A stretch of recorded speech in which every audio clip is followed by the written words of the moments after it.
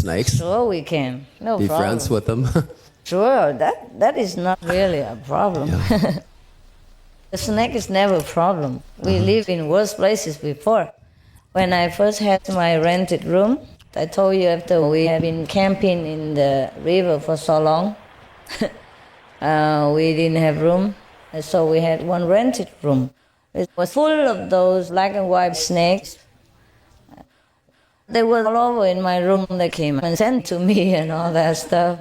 And sometimes my assistants were not careful, even injured them, and they came complaining to me. Yeah. So I told them, you don't use the brush to brush them out.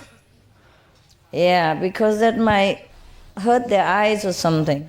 And they think I'm so compassionate and thinking of these animals. But I just do know.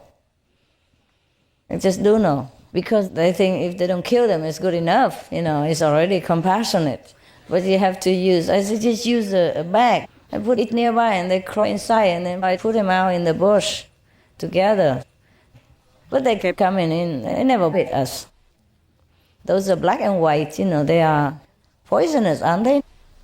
They have patches, black and white. Huh? What kind of snake is that? Does anybody know? Hả? Con hổ mang nó kêu bằng cái gì hả? Cobra? They're black and white? Okay, cobra. They have the whole family there, big, small. They all came singing, open mouths. They couldn't sing loud, but they sang loud inside. I couldn't hear. They opened their mouths next to my sitting cushion. I talked, I sang and dance. Especially those babies, they love to hang around me. So I had to tell them, be extra careful where you're walking because you could walk on them. It just happened that in our rented place at the time, they used this kind of marble, also black and white, look very much like them. So they both blended in perfectly. I guess that's why they love to come there. They feel safe, like, wow, such a big cobra, as big as the whole house. So they ran all over there, singing and laughing. It was so funny. And sometimes one of the nuns was not careful, She slept on top of them, but they didn't bite her either. Poor thing, it didn't dare. So next time I said, if you're not careful, I make you stand forever, not lying down and not sitting. She's a little fat.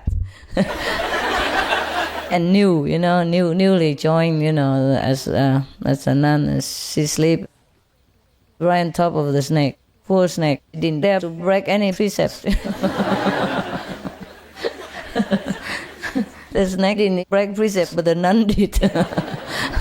Well, she didn't do it intentionally, but still, the snake also died unintentionally. But he died nevertheless.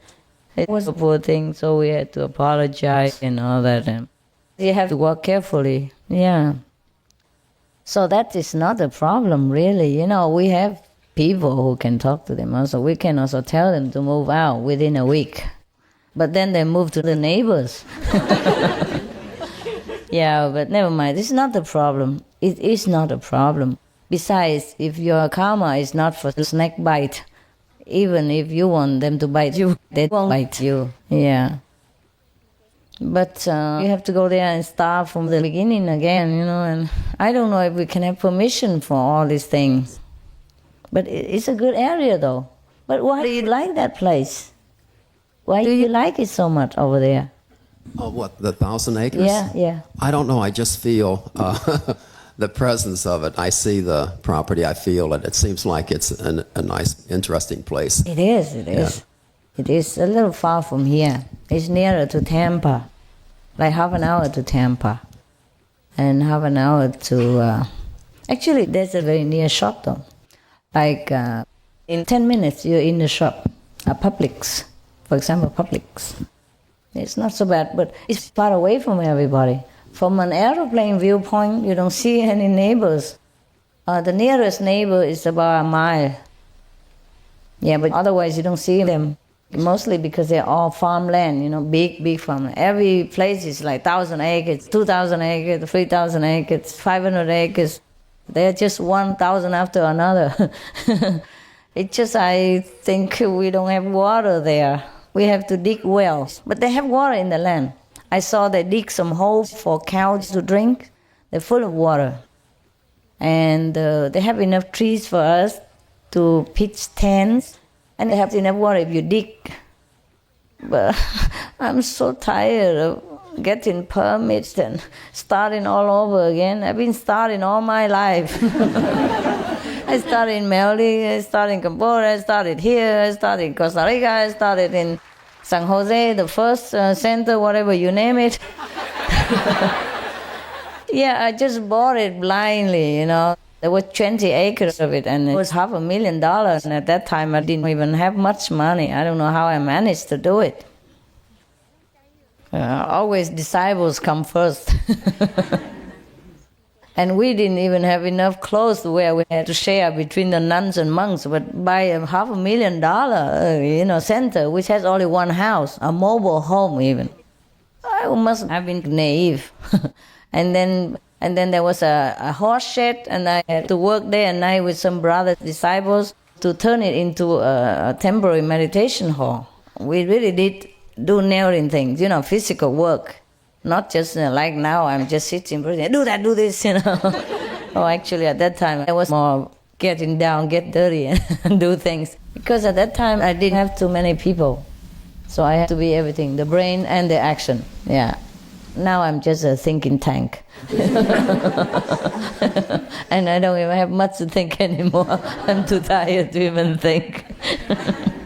I'm just thinking of the work, I'm tired already, It's okay for you guys if you have not done much, but I've done this from one center to another, Even if I was not always there physically, I had to think and tell them what to do, and then details and all that, and take care. I have a story. Animal story? Yeah. You can talk to them? But yes, I had a cow as a friend. Yeah, give it to her. Give it. You want to come here, or you want the microphone to go there? Oh, that's it? That's just one time? You move the snake, that's it? I was going to ask you something, too. Sometimes it's like I'm in samadhi, and I talk to the animals, and I get a big transmission of knowledge from them through the universal mind. That's right, that's correct. That's good. Yes, they do that, because they're higher beings. It's just like us. Yeah, they can give you good knowledge. Yeah, you have that too? Oh, good. Yeah. I used to be in the convent in the 60s and 70s, early 70s. And I used to be afraid of cows, because whenever we had a 5-acre land and there was fence, and we used to help, the cows would help eat the grass and stuff like that. But I'd always climb over the fence, and they'd chase me, and I was so scared. And then one day I just decided I wasn't going to be scared anymore. And I had this one cow as a friend, and she came to me one morning and told me that she was, a family had raised her, and they were going to use her for meat. So she came to me one morning and told me that she was going to be slaughtered. Oh. And so I don't know how Can you believe that? They even know in advance, and you Yeah. think they don't know anything. Eating all that meat. Poor thing. Yeah. I don't know what I gave her to eat, because we used to make the little wafers for the communion, Yes. and we'd feed that to the cows. But for some reason, I gave her something that when she did die and they did butcher her, her whole body was contaminated with something that They didn't eat the her. family couldn't eat it because she didn't want to be eaten. Oh. So they wound up bringing everything back and then burying Bury her her remains in the oh, ground. So oh. she wasn't not one part of her was eaten. Wow. Yeah. She didn't want to be eaten by a human being. That's all. I can't explain it. It was Okay. just... Yeah. None of them are really willing to be eaten that way. They don't like to be just forcefully butchered and then eaten like that. You ask any of them, they say no. It's not the natural way.